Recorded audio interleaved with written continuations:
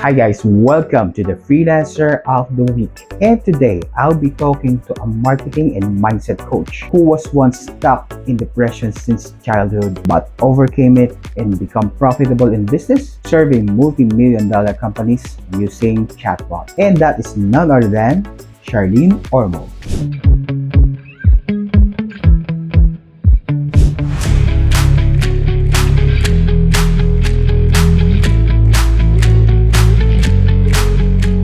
I'm Charlene Ormo. I'm a chatbot specialist and a marketing expert. What most people do not know is I'm actually a business and mindset coach. So for businesses, you just need to have a hook. So yung current hook natin is I'm a chatbot specialist, but actually I teach so much more than just chatbots. I teach business, marketing, mindset, and sometimes like inside of my program, I actually teach a little bit a little bit more about some weird manifestation stuff because that's Okay. how I live life.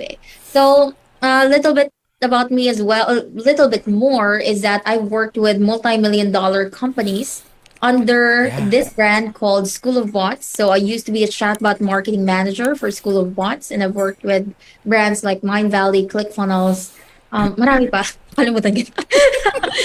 So on. And right now I have multiple businesses, but one of my main businesses is a digital marketing agency that specializes in advertising. Meron pang specialty for lead generation Okay. called Yeah. AfterClick Media. And our clients are companies or businesses that are earning at least 10 to 25 million pesos or 100 to 1 million US dollars per month or more. So, medyo maraming ganap sa buhay. In short, tao lang po ako. Na maraming ganap sa buhay.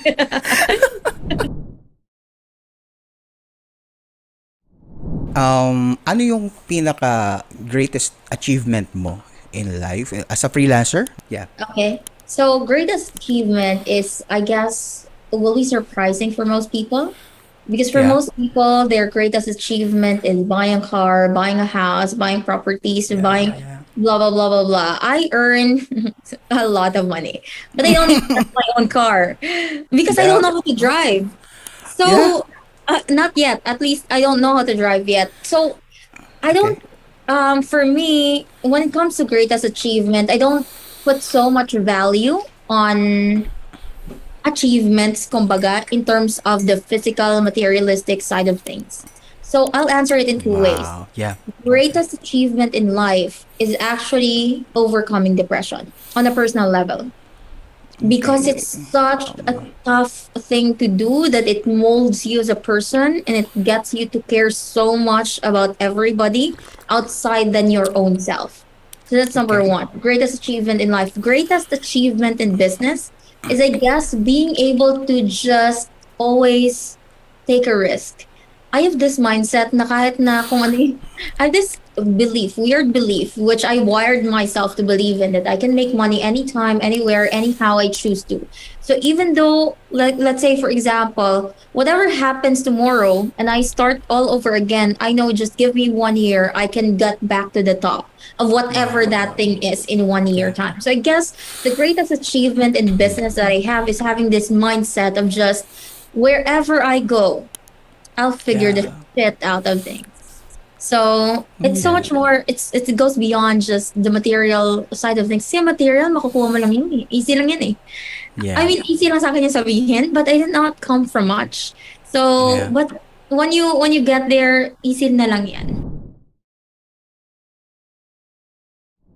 Ano naman yung greatest failure mo na experience in freelancing? Yeah. Greatest failure that I'm just thinking, ang dami. Ang dami. Oh, So, I fail, succeed, gano'n. hirap sagutin ng tanong na yun kasi marami. Hindi, yung pinaka ano mo. But I Nag, guess yeah. the one that I'll answer it with the one that sticks on top of Yeah. my mind right now. Top of mind. And I guess that is I have this fear of not being able to deliver what I promised. So now the reason why I over deliver it's to overcompensate that fear of not being able to deliver. So I guess the Okay. greatest failure that I had when I was just starting out in freelancing is most people see me as this very, for those in my network, most Yeah. people see me as this skillful person who just knows how to figure shit out, who just knows, who seem to know the answer to the question, kumbaga. But what they Okay. did not see are the struggles that I had when I just started, or I was just starting out. And there were many points when I guess the greatest failure that I can consider is when I was not able to deliver on what I said I would. Because Okay. for me, it's so much more than just delivery. It is my integrity. It is my values, kumbaga. And I had, for so many years, I had to kind of like wrap my head around that when you are just starting out, it's okay to not be perfect. It's okay to not be able to deliver. It's okay. Like, I mean, it's not okay to not be able to deliver, but it's Yeah. okay to have tried your best and Yeah. Yeah. knowing na hanggang dun ka lang because that's your ano nga, that's your jump start eh. So for me the greatest failure is those all of those things that I was not able to deliver on when I said I could or I would because it haunted me for years and I had to forgive myself for that for years. It took me years. So Yeah. yeah, so yun yung nagsistick out sa pero marami yan. Don't Uh, worry. Yun yung nagsistick out sa regarding naman sa mga habits and routine, mm, so alam ko meron ka niyan. So ano yung habit na develop mo that help you, mm. and if you share to anybody, it can help them too. Ganyan. Okay. Anong gusto mo na answer? Short version, long version, medium? Kasi meron akong version sa iba-ibang ano. Sige, ano, pwede naman siguro long version. Yeah, So, yeah. yeah. So for me, I don't just look at it as a habit or a routine or just a Okay. hack. I don't look at it as that. I look at things as a way of life. When you Way look of at life, it as right? a way of life, it's not something that I do just for the sake of acquiring something. It's something that I do for the sake of becoming someone worth becoming. And that's a totally different ballgame. Ulitin ko ha, kasi minsan Yeah, may yeah. nakikinig na kailangan nila na uulit-ulitin. So, Okay, okay. dalawa tayo dito, plus yung audience natin na Yeah. 600,000. So, 700,000 na. 700,000 na. So, Yeah, okay. So for me, I don't look at things when people ask me about habits, routines, rituals, ano pa yung kung ano Oh, man yan, yeah. right? I do have those, but I don't look at them as habits, routines, rituals. I look at them as the things that I do to have it become my way of life. It's a way of life. It's a way of Yeah. living. Parang pagliligo lang, parang Yeah, yeah. pag-brush lang, but it's a way of life. So Yeah, I yeah. look at it as that for me not to just go ahead and do all of these things, to acquire stuff, to acquire a goal, but I look at them to look at them as that to become someone worth becoming. Because if I become Yeah. someone worth becoming, I could just achieve whatever it is eh. So, intro pa lang yan. Ano yung Okay. ano Yeah, we yun? have we have we have much time. So ano yun? So, when I was starting out, there's this guy, I always talk about it everywhere I go to. There's this guy who became my mentor, whom I followed for so many years. Shortcut na lang na story to. Yeah, okay. And this guy taught me this thing called the 30-30-30 principle. This Yeah. principle was, hindi ko alam kung ginawa niya lang to, totoo ba to na study, whatsoever. He said it was grounded on a study. Long story short, it was grounded in a study. no, parang Yeah, yeah. 30 days to create and uncreate a habit. Ngayon, marami ng libro nagsasabing Mm-mm. 21 days, 20 maraming days. 60 something 66. days. Yeah. Yeah. Wala akong pakialam. Basta yung alam ko, 30 days. So, Okay. because I did not just read it, I applied it. And right now, it's Yeah. still my way of life. So, this guy, sabi niya, it takes 30 days to create and uncreate a habit, create and uncreate a mindset. And I realized that for that 30 days to happen, I need to basically 30-30-30. Read for 30 minutes every day. Shortcut na lang to, so medyo hindi Yeah. powerful yung story, but okay lang. Okay, okay. So 30 minutes every day. Read for 30 minutes every day. Listen to an Read, audio listen. or watch a video for 30 minutes every day. And do that for 30 straight days. I did Okay. that for over a year. And sabi niya nga, di ba, it takes 30 days to create a non-create habit, create a non-create mindset. I realized after 1 year of just consistently doing it, na 2 oras lang yung tulog ko, every weekday, kasi bumabawi ako sa weekend. I realized ko, it just takes 30 days. If you just apply this, and I live this, and I have so much conviction in saying this, it's because I was introverted before. Very Yeah. completely introvert. I still am. And yung nakikita mo ngayon is a, ang introversion naman kasi it's not being shy eh. It's just Yeah, tama, a tama. personality. So after I talk to people, I just need to take a rest and recover. That's part of my introversion. It's part of the gifts that come with it. So Okay. anyway, balik tayo sa 30. Yeah. So sabi ko, nakompleto ko na siya after 1 year. Sabi ko, it just takes 30 days to create and uncreate yourself. And that was the point that I realized, oh my God, I can be anything. So bakit ko na share to? Because 30, 30, 30, it doesn't matter how many days that is. Actually, it does matter how many days that is. Okay, yeah. But the core essence of that is just daily consistency. It's not imagining or asking for the universe to provide things to you na parang loto. Mm. It's not that. Kung Yes. tatayo ka ng loto, taya ka na lang everyday. Di ba? More chance to win. But what I'm Yeah. saying is that it's you build your success not on the years, not on the decades, but on the daily thing that you need to do, that you must do, that you are doing, just like how you take a bath, just like how you pee, just like how you toothbrush and so on. It's not something that is required of you. Yeah. It's something that should become who you are. It's just a part of you. And that 30, 30, 30 for me has become so much more than just a habit. Yeah. It became who I am. So I use that. So why am I sharing this? Ano nga yung habit? Reading lang. As in reading and audio video. Why? Because it every day, if you just do that for the 1 hour, 30, tsaka 30, 1 hour yan. Do that for 30 days. Diba? 1 hour. If you just do that, do you have any idea who you could become 30 days later? After ng 30 days yan, if you continue doing that, how different are you 30 more days later, another 30 more days later, another 30 more days later? So I just Yeah. became someone worth becoming. And nakikita nila is just the final product of that daily, I swear a lot. So, daily fucking thing that I did to commit to myself for this to become my way of life. For the benefit naman ng mga aspiring freelancers or yung mga beginners, ikaw, kung if you are to start freelancing again, how would you do it as a beginner? Yeah. Great question. Yes. I'd work for someone I wanted to be like. That's what I did. Natasha Takahashi, you know Natasha Takahashi? Natasha Takahashi is the co-founder of School of Bots. One day, I was just sitting sa sofa. Kwenta talaga ako. Nasa mga introduction. So, sitting sa sofa or somewhere sa bahay namin. Then yung kuya ko, in-approach na ako. Sabi niya, kilala mo to? Sabi ko, hindi. Sabi niya, alam mo, kailangan mo siyang makilala. Parang ikaw. Parang sabi niya, ganun.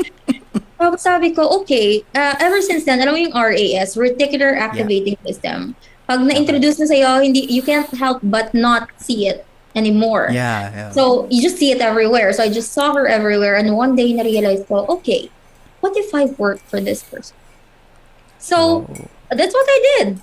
If I were to restart my freelancing career, I didn't start with School of Bots with a premier rate. No, I would be gladly doing it even for free. Because what I have is a shortcut. Diba? What I have is a shortcut. Basically, whatever it is that they are paying me, I'm being paid to learn.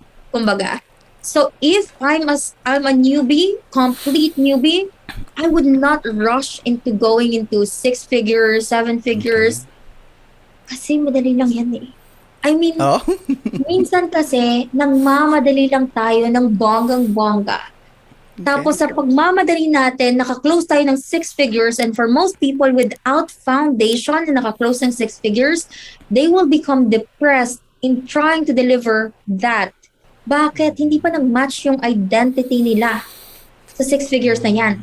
So for you to make a shortcut out of it is find mentors, either buy their course or work for them. And what I did is I did both. I bought the course and I worked for them. And I not only did that with her, I've also done that with a few of my other mentors in the past. I either Okay. bought their course or I worked for them. I gave my services for free. I just wanted to be around them, kumbaga, because immersion. Okay. If you're just starting out, or whether you're a starter in the business or even a veteran in the business, kumbaga, Okay. there's a secret, there's this hack to hack your learning, and that is immersion. It's Okay. different when you're learning from someone who's lived through what you want to live. It's totally different, and you could Yes. know that with the conviction on with the in the conviction ano ba yan? With the conviction in their voice, kumbaga, Yeah. right? So yun, so work for someone or buy their course. Hindi ko Yeah. sinasabi yun ang course ko, ha? What I'm saying, I did that, and I'm not just saying that as an advice. I did that. I still do that to this day. Let's get up close and personal. Yeah, sure. Yeah, so sino ba si Charlene nung kanyang younger years? Ano yung mga upbringing mo and experiences mo na contributed to who you are now? Mm. That's something nobody actually ever asked me. Yeah, pang Miss Yeah. Universe. Ang ano pa lang pala yun? Appetizer lang pala kanina. So ngayon yung totoong question. yeah. Yeah. Kala ko naman yun yung question na yun. Hinabaan yun yung sagot doon eh. So, Okay lang. Yeah. so, sino ba si Charlene? When I was growing up, I was such a depressed kid. This is the group. This is me. Dito nga, group is 15 to 30 meters away from me. This is me.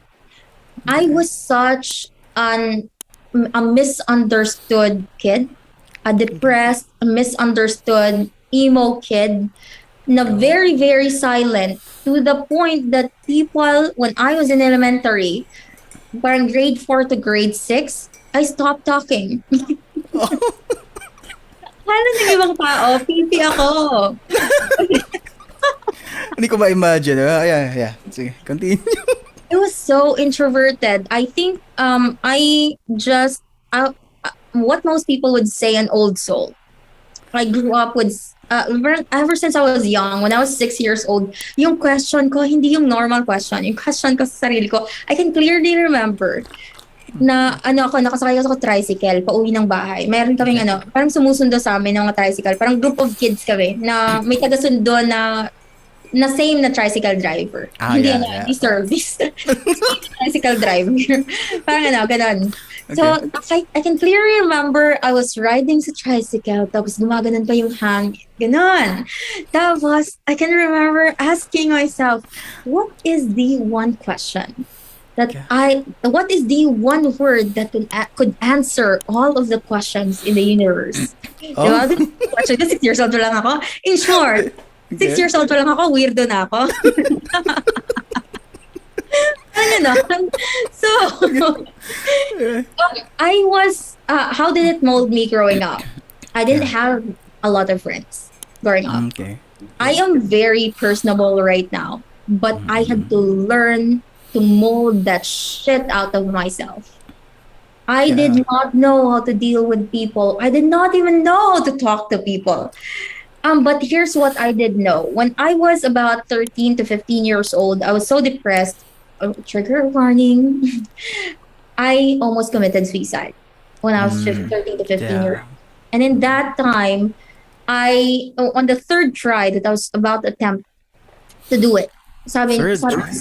Third try? Third try. I was trying to slash my wrist. Hindi ko naman alam na hindi pala sobrang effective nun, no? So, Okay. I had a lot of friends who were doing that. But if you actually do it in a certain way, it could lead to you dying. Kumbaga. So, anyway, so I could not bring myself to do it no matter how much I badly want it. There's this one day, on the third try na to, one day, hindi na ako nakakain, mga 5 days na siguro, hindi, umiinom lang ako ng tubig, paminsan-minsan pa. Tapos nakahiga pa ako sa floor na yung pa ako nasa bed. Parang ganun. Yung sobrang depressed that I could not even explain how I felt. I just felt so misunderstood. And hindi nga lang misunderstood eh. I just felt alone. I just felt like nobody understood me. Nobody will ever understand me. Yeah. I mean, a lot of people could relate to that feeling. Especially yung ang lalim ng pinanghuhugutan. And the reason why ganito ako ka-intense, kasi ang lalim ng pinanghuhugutan ko. Because I had to pull myself out of that. So on the third try, I tried to slash my wrist. Tapos, hindi ko magawa. Parang 1 inch na lang. I heard a voice called the voice of God, the voice of the universe. And I heard that voice saying, you still have a purpose. Ever since that point, I just had to find the purpose for that. And what happened? Why am I telling this story? Because this is the single most important event in my teenage life, or even way back in my childhood. Because I've been depressed ever since I can't even remember. Probably since I was 3 years old or more, or earlier than that. So when that moment shaped my life in such a way na na-realize ko, okay, I just snapped out of it. Sabi ko, okay, ano yung purpose na yan? Hindi ko alam eh. So I searched, I did all of I did what I can to find what that purpose was. And what I realized was that sabi ko, okay, I didn't feel loved. I know I was loved, but I did not feel loved. I was an overachiever, but I felt like my value just relied on how many achievements I can have. That's why I do not care about achievements, because I've had that growing up. And I realized, fuck that. Diba? It does not define who I am. I loved for who I am. And I did not feel that growing up. I did not feel loved. I did not feel listened to. I did not feel understood. I did not feel all of these things. So sabi ko sa sarili ko, what if I just give the things I didn't have? What if I didn't feel love, I will just give love. If I didn't feel listened to, I will just listen to people. If I didn't feel understood, I will just understand people. What if I just do that? Every day since then, meron akong kina-counseling. Kina-counsel. Every day may pumunta sa akin. Hindi ko alam kung bakit. Word of mouth. Referral marketing. Still the best marketing. Yeah. So every day, every afternoon, meron akong kina-counseling, because for me, what happened was, after that point of me trying to kill myself, what I realized was that the only way that I can overcome depression is when I transcend beyond myself. When I think beyond me. Diba? Yes. Because I mean, harsh as it may sound, depression, I know it's an imbalance of whatever chuchu bells, ano mga chuchu bells na tayo dito. So, I understand that. I understand it's a chemical imbalance and whatsoever. But also, you can use your mind to harness and control it. It's like you can move, you can bend your mind almost. Yeah. And the only way that you can bend your mind is when you go beyond yourself. And that's just what I did. And then that's what I still continue to do. That's why I share so much of my time. It's because for me, giving is receiving in itself. So that's just what I figured out of it. So haba nang sagot ka sa tanong mo na hindi ko nga alam mo nasagot yung tanong mo. That's what Oh, yeah, si Charlene. Yan yung tanong ko, sino si Charlene? Si Charlene. Anong wala. So, naman. Yeah, how did you started or ended up doing freelancing? Paano ka nag-start nun? Okay, great. Actually, you're asking really great questions. Diba? Origin story pala. No, para X-Men origins. So, I was, when I was in college, no matter how much I avoid fame seems to just follow me. Wow, you're famous sa college? I never consider myself famous. I still don't. Yeah. Even if probably I will have 1 million followers, I still won't consider myself as famous because I'm Okay. not doing all of this for fame. And the Yeah. funny thing is, the more you don't do it for that, the more it just naturally happens. Yeah, yeah. So anyway, the reason why I started with that is when I was in college, I was the vice president of the student organization at the age of Mm. 16. So Yeah. 16, hindi na pasado yan kasi K-12 na ngayon. So Yes, yes. nakailag pa ako sa K-12. So 16 years old. So there was this woman who was trying to recruit me sa multi-level marketing company. Okay. I did not join. But this woman was so persistent kasi good lead ako eh. In short, ang dami kong network sa baba ko, Yeah. right? Yeah. Yeah. I did not join, but this woman lent me the book Rich Dad's Cash Flow Quadrant. And I realized Yeah. when I read that book, keyword lent, pinahiram. Lent. Okay. Kasi Yeah. feeling mo ba babasahin ko kung binigay sa akin? Diba? Hindi. So, Okay. ano nga yung tawag doon? Nahiya ako na ibalik, tapos tatanungin ka na, so what did you Binasa learn? Tapos, di ba? Yeah, yes, yes. Ako, nintriga ako, binasa ko, boring-boring naman, boring-boring niya habang nagbabasa. Tapos, there was this point where in my mind just shifted and I realized, oh my God, this is my destiny. Jai ho. O, diba? This is my destiny. My destiny is to be in business, not to work for businesses, but to create businesses. So when I was 17, I didn't know how shit works. So I just literally Googled how to make money online. I started with that. And that's when I encountered yung first mentor namin ng kuya ko. Yung Okay. yung nagturo sa akin ng 30, 30, 30. Okay. And my first job was not, hindi kaya yung freelancing eh. But ano pa yun? Odes pa yun. Actually, yun? Yeah. Odes. Nakatry pa ako ng click-click. Alam mo yun? Yung mga click na i-reward ka ng $0.005. Yeah. Pay to click, right? Pay to click ng mga scam. Ayun. Yes, yes. I know that. Na-try ko pa yung mga captcha, ganun. I tried it all. Okay. So, Okay. what most people see right now is this, like, fucking expert who knows everything. Hindi nila nakita yung nagki-click-click ako sa... So that was before click. Now after click na. before click na yan. Yan after click. Okay, okay. So, I tried it all. And until, that's pa yun noon. So, Yes. yung mindset ko is, I didn't know anything. Diba? I didn't know anything. Sabi ko sa sarili ko, what are the things that I can do or I'm willing to do? Yeah. It's never about if I know how to do them. It's always about if I can do them or if I'm willing to do them. Because the mindset that just got me from where I was to where I am right now is no matter what you put into my plate or onto my plate, I can guarantee you that if I need to do with that, I'll figure the shit out of that. Or I'll figure the heck out of that. Kaya meron kaming core values sa agency namin. Everything is figure hackable. Yeah, So, figure hackable. Yeah. Naganda pa ako, nag-plug pa ako, no? So, ano nga yung question? okay. Ano tayo?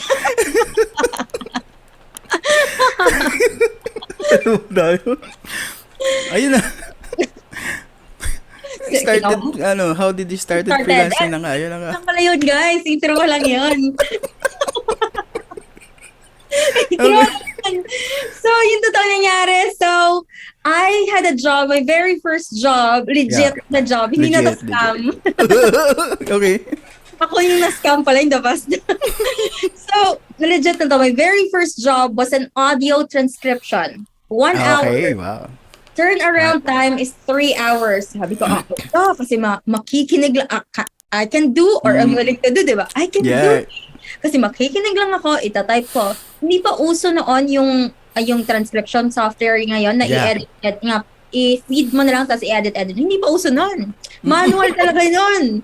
Yeah. So, yung ginawa ko, parang okay, kunin ko to. Banggang cover letter and so on. Ako yung nag-hire. Yeah.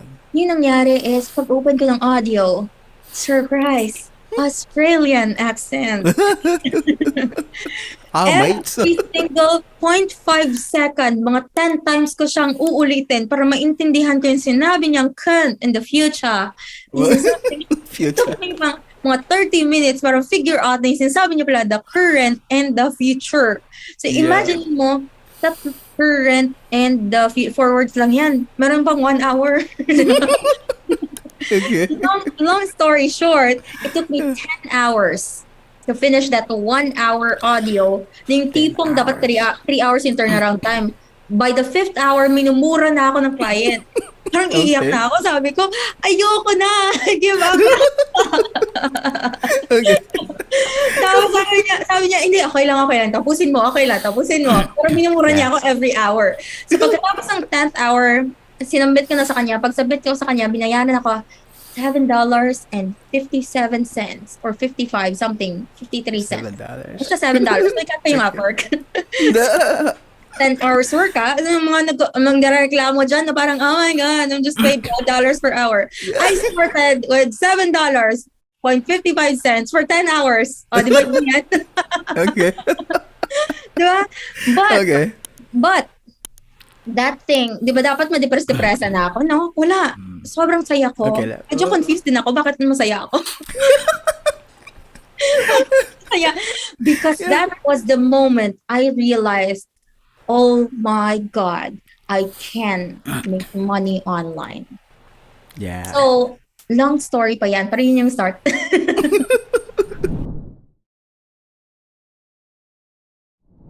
How did you ended up in doing chatbot? Yes. After that, After that, so, after that tragic experience. it was an enlightening moment. Yeah, So, yes. na parang, kung gusto mo ng full story, may 8 hours na story version yan. So, shortcut natin. Yeah, shortcut lang. Shortcut. So, long story short, I had to stop. Parang I had multiple gigs in Upwork, aka old desk pa noon. I had multiple gigs. I was still 17 years old, which means I was still a college student. I had to stop for like 1 to 2 years for me to be able to finish my study kasi hospitality management graduate ako. So we have this 1 full year na dapat, ano nga tawag doon, mag-OJT kami. Internship. Yeah. Right. So I had to be away from computer and everything just for me to intern in like Shangri-La. Sa Shangri-La Cebu. Nag-intern ako sa Shangri-La Yeah. Cebu. After that, napariwara ako sa buhay for like 1 more year. Gusto ko mag-cruise ship pero it was a blessing that I was underage. Long story short, I started a business, nalugi kami. At the age of 21, I had more than $1 million in debt. I was hired at the age of 21 as well. I was able to go from earning 40K to 96K. Kinulangan niyo pa ng 4K. No? Sana ginawa niya lang 6 figures. So, I was hired. Pero after 9 months, yung lahat ng kinikita ko doon, pinambayad ko sa utang namin ng kuya ko. So, then, at 9 months na, fast forward story. So, 9 months na na-depress-depressan ako because there will come a point in your life where at the age of 21, 96,000 is like a lot of money. Yeah. Carry boom na lang niya yun. Pero parang that's a lot of money at that point. Even for most 21 years older, even for most people, that's a lot of money. So, I gave it up because na-depress yung lola mo. So, Okay. there was no amount of money. Kahit nasweldohan pa ako ng 1 million, magsistay na siguro ako for 1 month. Tiis ganda muna for 1 month para may 1 million.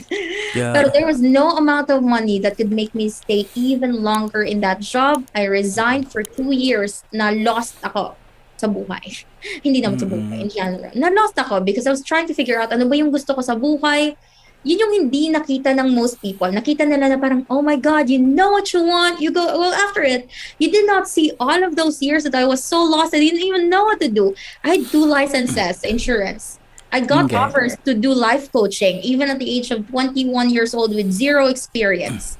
In an international foundation. But that did not push through because the founder had, nagka-cancer yung founder. Pero thankfully, naka-recover na siya.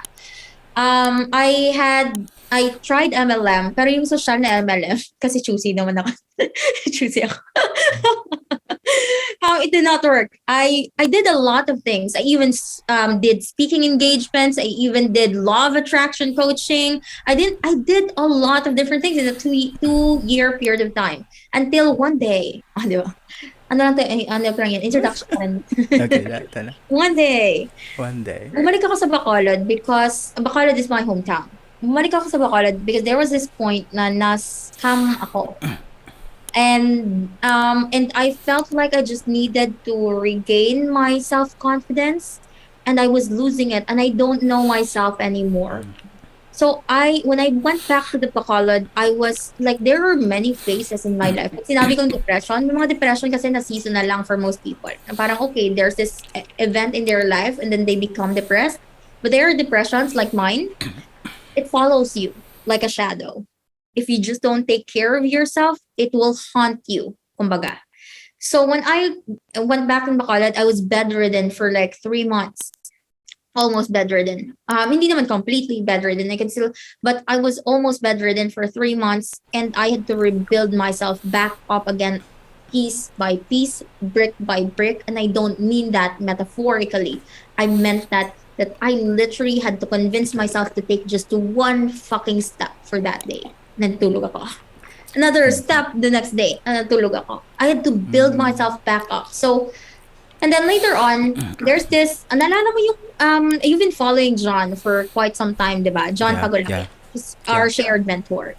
So, there was this point in, parang before ako bumalik sa Bacolod, there was this race parang for a cause na ginawa nila, which is for, nag-create sila ng funds, nag-create sila, like they pulled all of the mentors at that point to create courses to raise a fund for this child na para for an operation. I bought a slot for my brother. Not for me, for my brother. Later on, it came back to me. Sabi ko, okay, I know this person, I bought a course from this person. Basically, what happened was, I was already getting back on my feet into doing freelancing again, but I was struggling because my self-esteem was too low. And then it so happened that June 30 or July something that year, the tribe opened for the first time. So that's how I was able to come back. But it was not all rose-colored glasses from that point. I struggled for 9 months. And on the 9th month, I was able to close my 6-figure deal. It just doubled, tripled, quadrupled over time since then. So, yun. Yung full version na fast forward.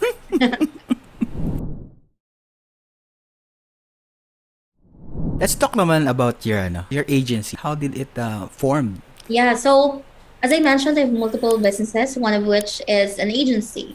The agency is named as AfterClick Media. So before nag-click lang tayo, no? Okay. So may after the click, namin.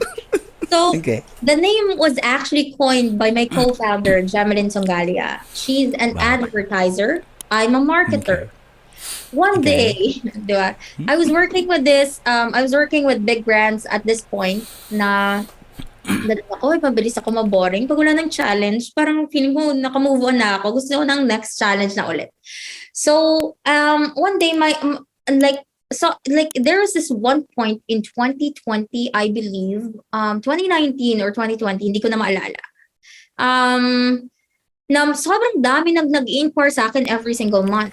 And I know I'm a chatbot specialist. Chatbots are like emails. Without traffic going into them, they're nothing. Kahit na even if you're John Pagulayan, yes, diba? Even if you're whoever is the biggest email marketer out there, the emails, the chatbot that you are creating is still nothing. So, ang daming nag-offer sa akin na mag-work with them for the chatbot that they have. Sabi ko, I won't because you need traffic. So then, before, sobrang dami pa ng meet-up tribe before. As in, we meet up pero in small groups, and we know everyone. It's like this family na parang nagiinuman lang kami, nag-meet up, inuman. Casual lang, very casual. And in those meetups, so some of those meetups, I met this woman talaga. I was this, my co-founder, hindi pa co-founder at that point, Jam Songalia. And then, nung sobrang dami na, nung nag-approach akin, na-realize ko, oh, nalala ko si Jam nag-a-ads ah. Parang pumasok lang sa isip ko. Mm-mm. Sabi ko, so at that point, nanghihingi ng parang case study yung person na yon. Sabi ko, Jam, may case study ka ba sa real estate? Ganon. Or, hindi case study at all. Tapos, pinakita niya sa akin yung mga case study niya. Tapos, sabi ko, magkano yung charge mo? Hindi ko na i-reveal ah. Okay. Magkano yung charge mo? Okay. Tapos sabi ko, naisip ko, nung pinakita niya yung results niya, I think she was able to deliver 8,000 leads in a period of 3 weeks. It's a very difficult feat to achieve. Now, 3 weeks. so makakaya na namin yun in 5 days or less. Ayun, 8,000. Yeah. But that way back before, that's a record-breaking thing. And I realized that, oh my God, this person doesn't have any idea that she can charge even way more and I could do that. Diba? Yeah. So basically, nag-partner up kami. Ako yung gumagawa ng chatbot, siya yung gumagawa ng advertising. Hindi pa kami nag-form ng agency, like multiple failed deals, but for us, she was having her own business, I was having my own business, and then sobrang dami lang ng nag-offer sa amin until hindi nga namin naisip na mag-form ng agency. As in, hindi namin naisip. Nakapanood lang kami ng isang interview. And at that point, na-realize namin na parang, shit, we're not yet achieving our full potential. Mm-hmm. Yeah. So, tapos nung napanood namin yun, sabi namin, what if we'll start an agency? Yung agency, pinangalanan lang namin yun. Nagka-decide kami ng name ng AfterClick Media, mga 10 seconds lang. Ito, naglista kami. Ganito ang pangalan. AfterClick Media, sounds good! AfterClick Media. Ganon. Hindi mo nag-overthink. Yeah. So, tapos sabi na, ano yung value? Yung vision. So, Wow. it all started just because, it did not start by us. It was very organic, so to speak. It did not start by us forcing our way into it. We had our own businesses, and this is what I found out. The best businesses that I found are the ones that I did not force to happen. That I either, na meron na akong existing one, and then I built them on the side because I did not have any sense of desperation as to whether they would be successful or not. Long story short, we formed an agency. In a period of days, we closed the client. In less than 3 months, from zero, we already hit 7 figures in 3 months. Wow. Yes. Because I'm a marketer, she's an advertiser. In short, ako taga-benta. But Yeah. I would not be able to do it without the combination of both of our skills. So Yeah. now we're just earning that from one client alone. So, yeah, that's the origin story. Hindi siya parang, wow, hindi siya Yeah. It just happened. Yes. Ano lang pala, no? It just clicked yung combination. AfterClick.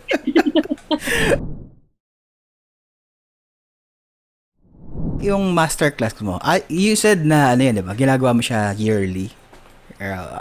What's what's behind that masterclass? Just free masterclass na. Last year, actually, I have a ton of offers for people.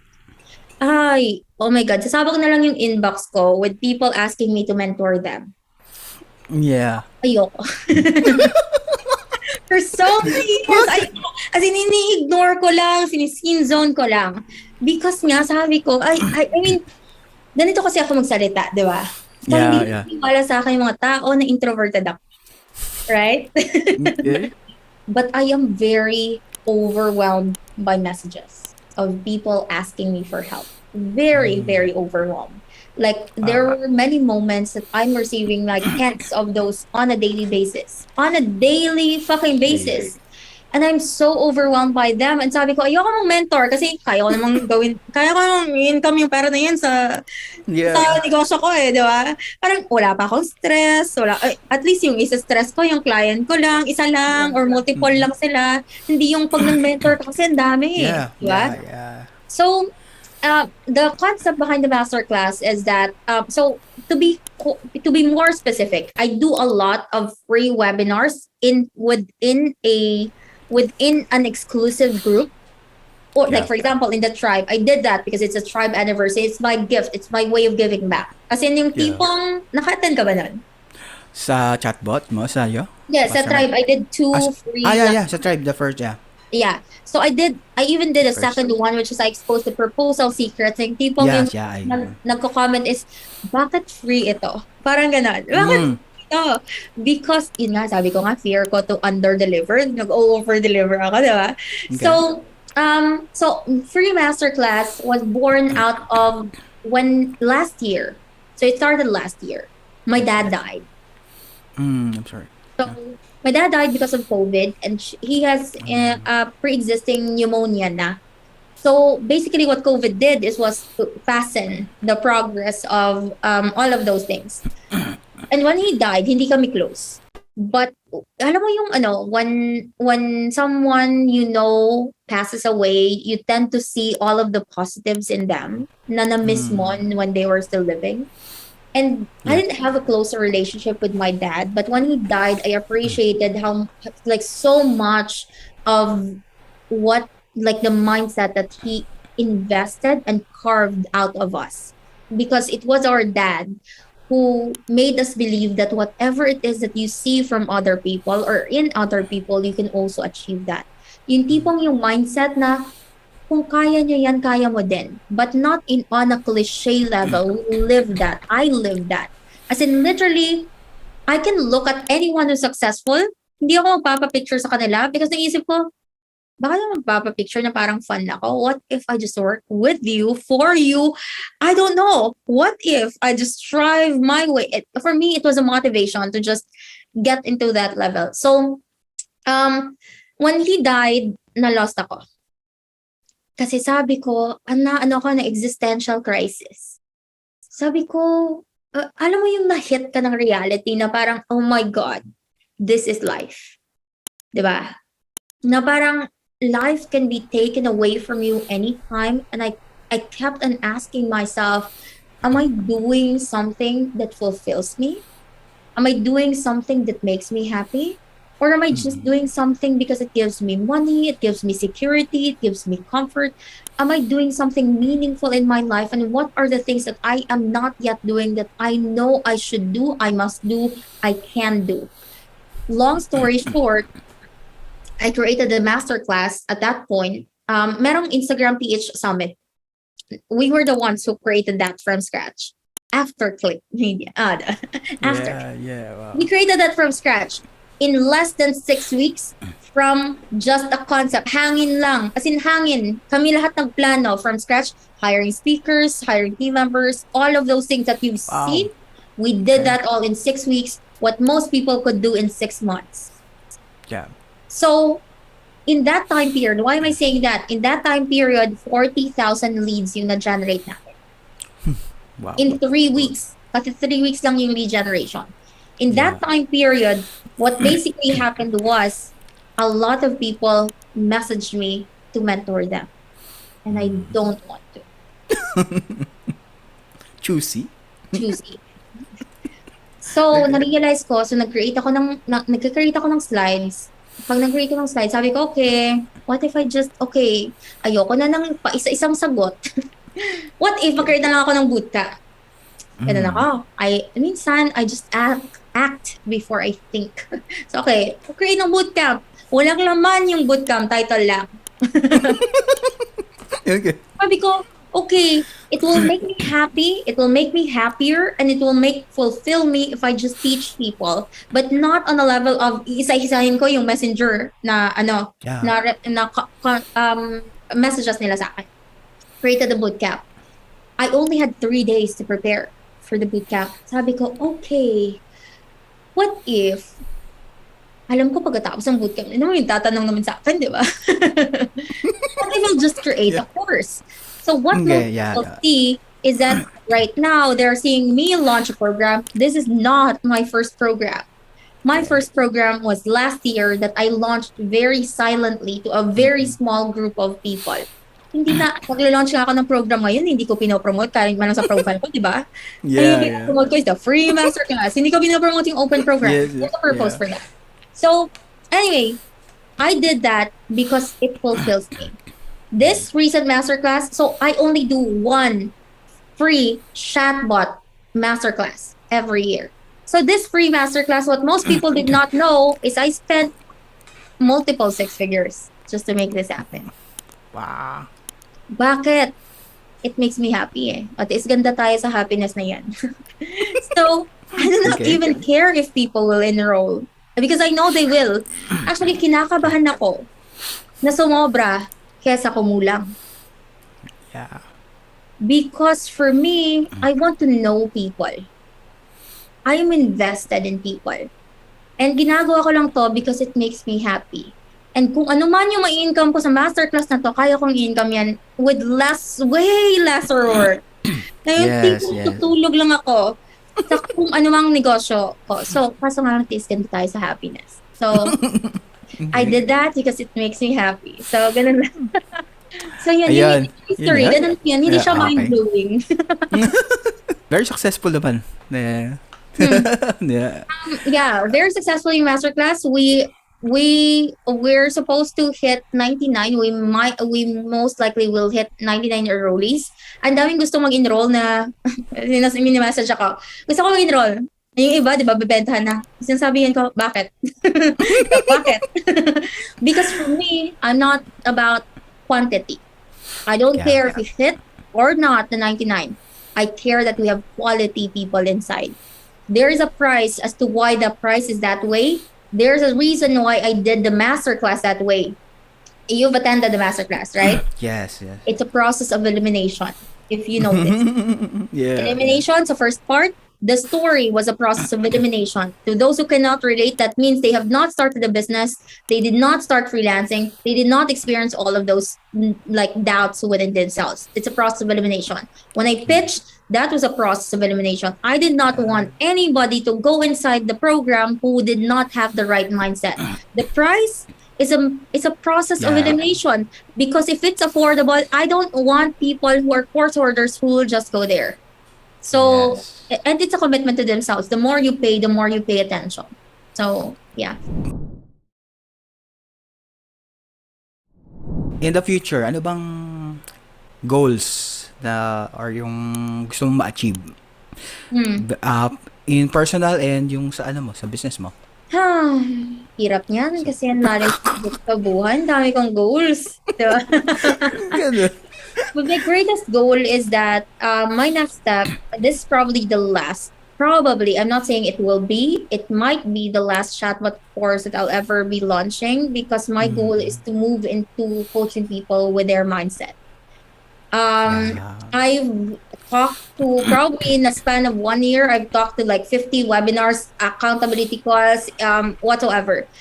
And what I figured was that the greatest, number one, most pressing challenge of all people is not their skill, it's their mindset. Alam din nila yung gagawin, hindi lang nila ginagawa. So, I wanted to move into that realm. So, next step goal ko, mag-TikTok na ako. Right. Why? Abangan namin yan. I wanted to, I've been blessed with such a life experience at such a young age, and I just wanted to share that with people who might be able to benefit from it. And I don't need anyone to resonate with, everyone to resonate with that. I just need the right people to resonate with that. So, that's my next step goal. I don't, kung goal lang na goal, na, like I'd say, let's talk about the bigger goal. I wanted to make as much money as I can, at a minimum $100 million. Why? Yeah. Why? Ambisyosa lang talaga. No, the reason why that is because when I was 17, 18 years old, nung nagsa-start kami ng business ng kuya ko, yung $7.57 income ko, I read this book, Think and Grow Rich. Think and Grow Rich was inspired by the richest man alive at that point, and that was Andrew Carnegie, diba? Andrew Carnegie, when Andrew Carnegie died, there was this note that was found in his drawer or in his pocket, somewhere there. Hindi ko na maalala. But the quote said something like this. Sabi niya, I'll spend the first half of my life earning as much money as I can. And I'll spend the next half of my life giving it all away.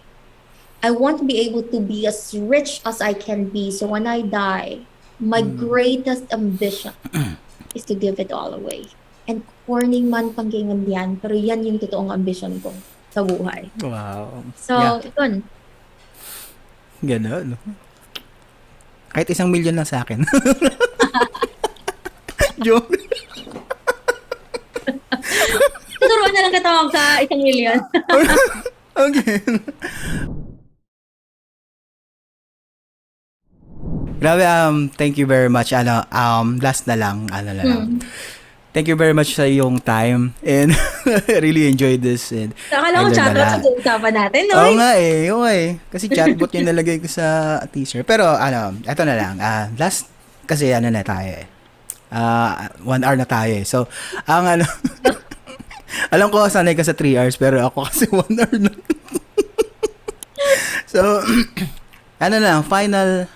Alam ko madami ka na sinabi pero yung final words, parting words natin para parting words mo para sa mga aspiring freelancers at pati sa mga na rin, mga seasoned freelancers na ano bang pinaka word of wisdom mo na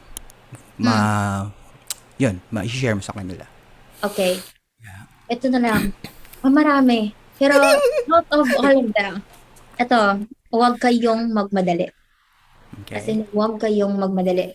You spend your whole life trying to figure out what's the fastest way to get to somewhere when you could just dedicate. What if you just dedicate with one thing, just one thing alone for the next year? Kasi sometimes slow is fast. Diba?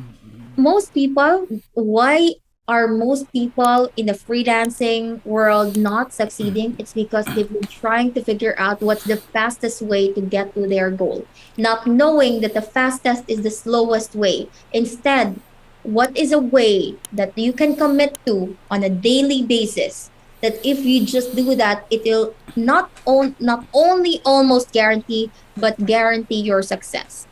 So wag kayong magmadali. Na yung title ng talk ko or masterclass ko is how to get 500,000 pesos in 7 days.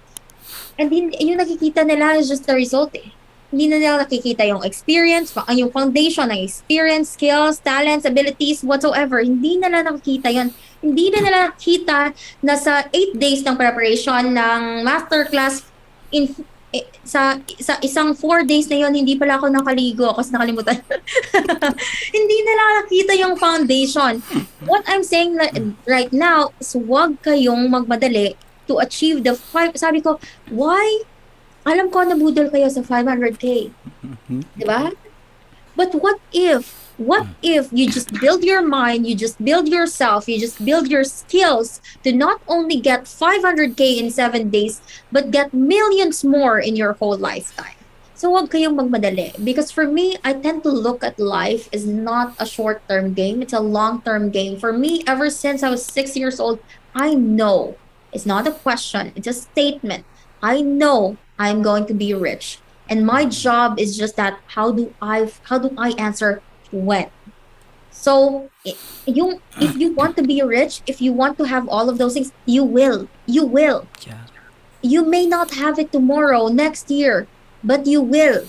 You just have to keep on consistently doubling down on what you do, not on a weekly basis, not on a monthly basis, not on a yearly basis, but on a daily basis. Because that's the secret to the success of our agency, the secret to the success of me as a person. And I don't define success as money. I define success as my ability to be able to just bend my mind with whatever it is that I wish to become or to have. So, yeah. Yun. Thank you very much. So, okay na tayo? Bye-bye. Oo, bye-bye na. Sige. Good night. Bye-bye. Okay. Alright, that was Charlene Ormo, our freelancer of the week. Did you like the video? Just smash the like button. And if you want more freelancers of the week, just subscribe and click the notification bell. And tell me, who do you want next? Alright, this is Rene of Freelancer Philippines, and I'll see you at the next video.